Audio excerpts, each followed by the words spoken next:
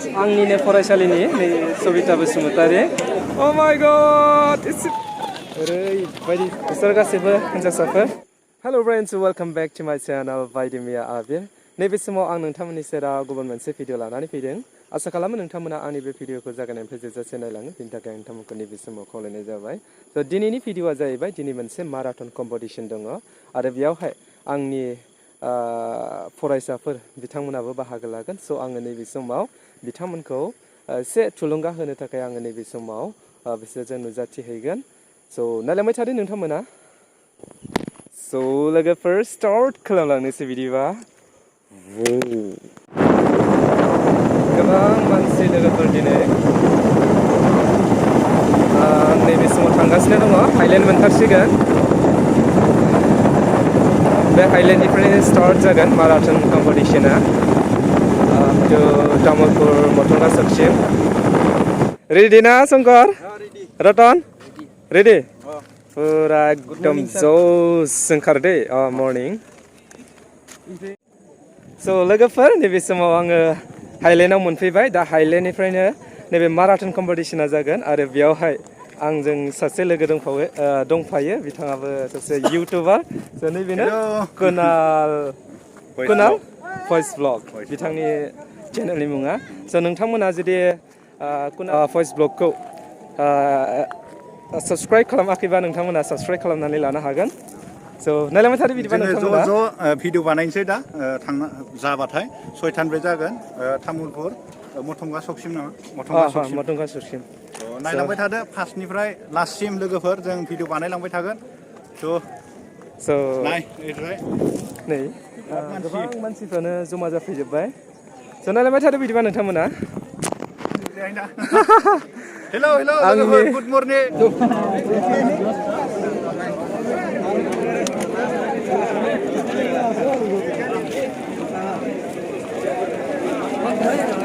ओरैबायदि मानसिफोर लोगोफोर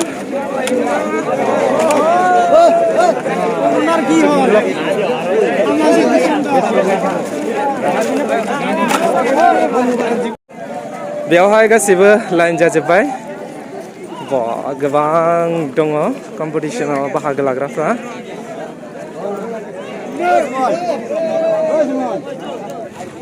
बिसोरो गासैबो आंनि फरायसा गोजा दा बिसोरबो पार्टिसिपेट खालामो निभा बेस्ट अफ लाक बिंगुमनि पद्मिनि बेस्ट अफ लाक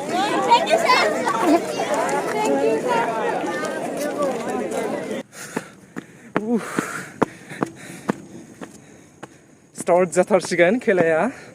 लोगोफोर बेबारे मोजां ने रंजाले अमित मोजाङै खार बिसोर गासैबो हिन्जावसाफोर निबारानि बेस्ट अफ लाक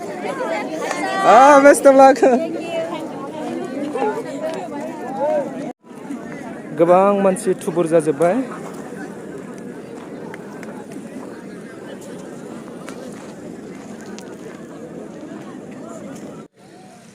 स' लोगोफोर दिनैनि कम्पिटिशननि प्राइसआ जाहैबाय फार्स्ट प्राइसआ 7,000 आरो सेकेन्ड प्राइसआ 5,000 आरो थार्ड प्राइसआ जाहैबाय 3,000 जायनो माने कम्पिटिशनाव देरहायो बिथांमोना नोगोद रां मोनखागोन स' नायलांबाय था नोंथांमोना आं देखायलांगोन नोंथांमोननो सोर माने दिनैनि कम्पिटिशनाव फार्स्ट प्राइज सेकेन्ड प्राइज आरो थार्ड प्राइजखौ मोननो हायो स' नायलांबाय थादो बिदिबा नोंथांमोना स' लोगोफोर खारनाया स्टार्ट जाबाय नै नायहर नोंथांमोना ओरैबायदि जोगो खारखादों नाय नोंथांमोना आं देखायलांगासिनो नोंथांमोननो अ माय गड एसेबां मानसि वाव नाय नोंथांमोना आं देखायलांगासिनो नोंथांमोननो वाव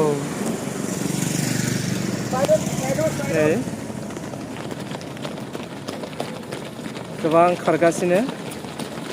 वाव नाय नोंथांमोना वाव दाबो जोबाखै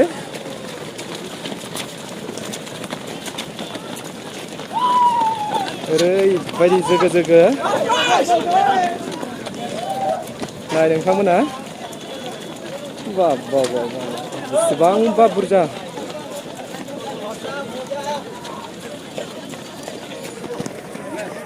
वाव खारलांजोब्बाय गासैबो लामाया फुरा ब्लक जाखाबाय दा जोङो बिसिनि उन उन बाइक सालायनानै थांगोन दान्दिसे समनि उनाव अके बेस्ट अफ लाक खारलांजोब्बाय गासैबो फुरा ब्लक जाखाबाय लामाया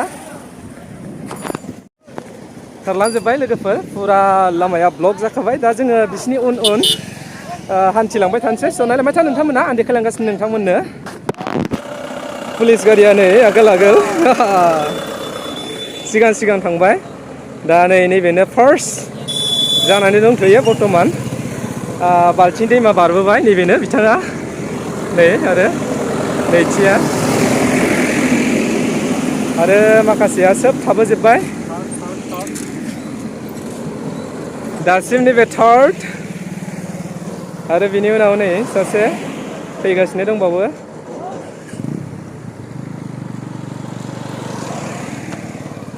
गोबां मेंबाय जानांगौ खारगासिनो दङ आरो गोबां मानसि दंबावो उन उन खारबोगासिनो दङ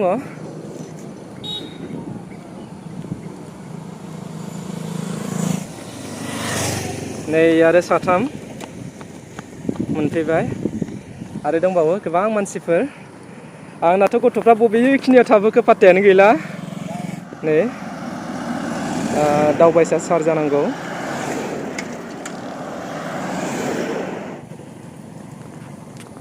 खारबोगासिनो दङ फारि फारि नै अके अके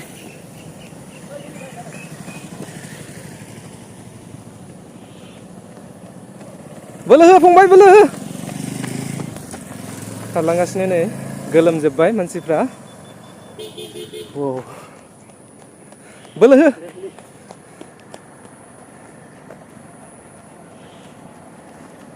हो बोलो हो फंबाय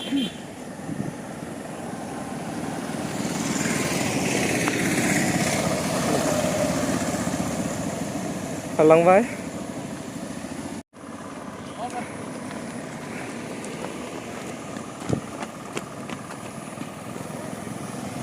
नेनि आंनि गथ'फ्रा बबेखिनियाव थाबोखो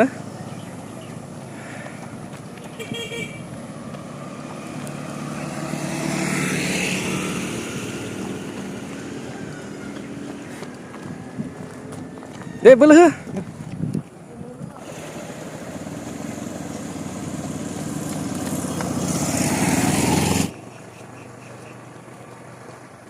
बलदि अलप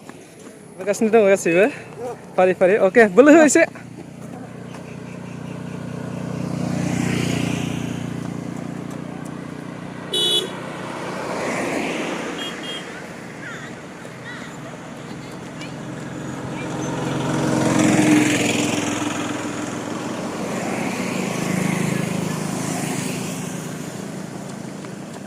बोलो हो एसे थाव दे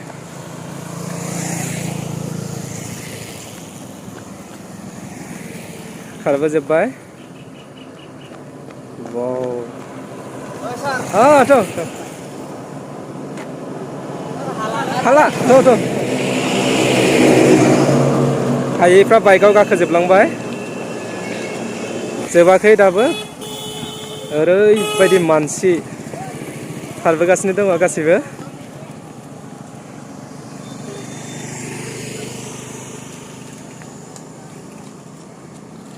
बोलो हो बोलो हो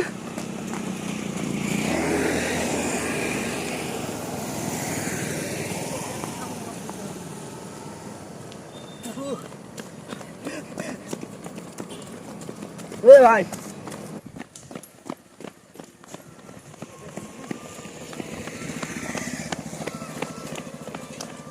deh daun hah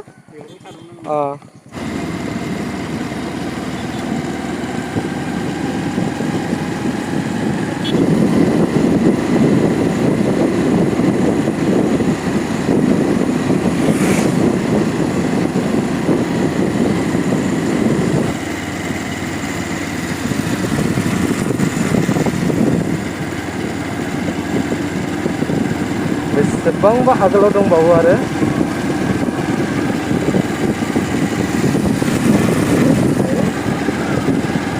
पुरा रामेश्वरी मोनहैबाय जानांगौ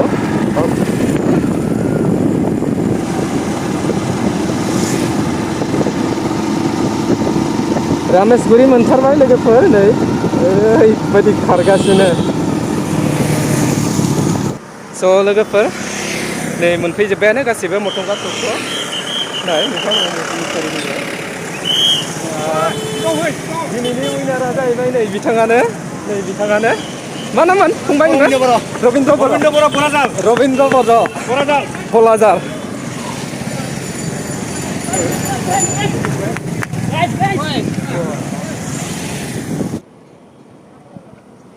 नैबे जाहैबाय सेकेन्ड लोगोफोर नैबेनो सेकेन्डआ खारलांबाय थार्डआ फैगासिनो दङ नै बिथाङानो थार्डआ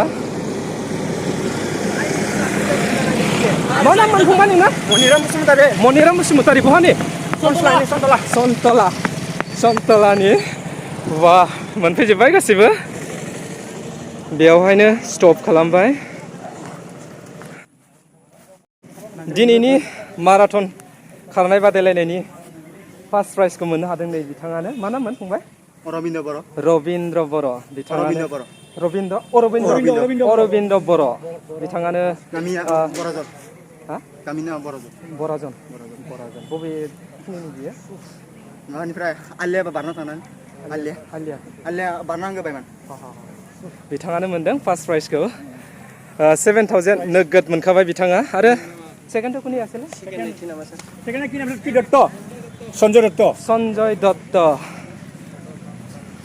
সঞ্জয় দত্ত সেকেন্ড তুমি আছিল ন এয়া তেখেতে হ'ল সেকেন্ড প্ৰাইজ পাবলৈ সক্ষম হৈছে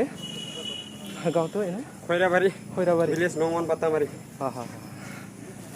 আৰু থাৰ্ডটো কোনী আছিল থাৰ্ডা नै बिथाङानो मा नाममोनलाय मनिराम बसुमतारी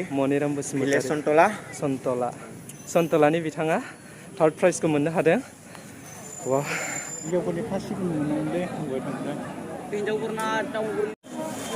henjaosaफोरनि फार्स्ट पजिशन मोनबाय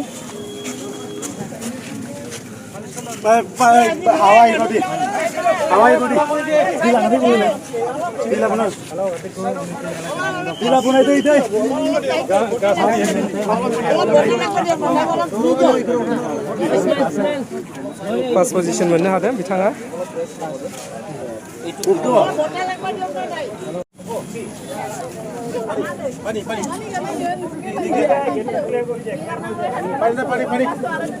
बिथाङानो सेकेन्ड प्राइजआ कि नाम আছিল তোমাৰ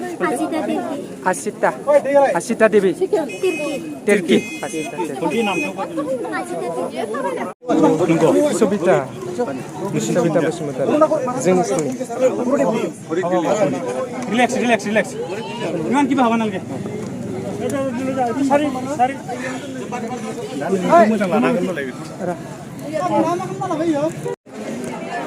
आंनिनो फरायसालिनि नै सबिता बसुमतारी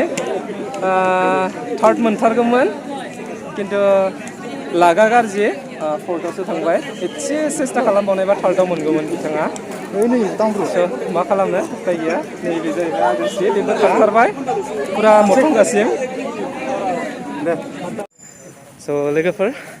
दिनैनि भिडिअखौ आङो बेखिनियावनो फोजोबथ'नाय जाबाय स' बाय बाय लोगोफोर আমি খেলৰ বিশেষ এটা পৰিৱৰ্তন অনাৰ কাৰণে ইয়াতে প্ৰচেষ্টা অব্যাহত ৰাখিছোঁ আমাৰ সমাজখন সুস্থ সবল সমাজ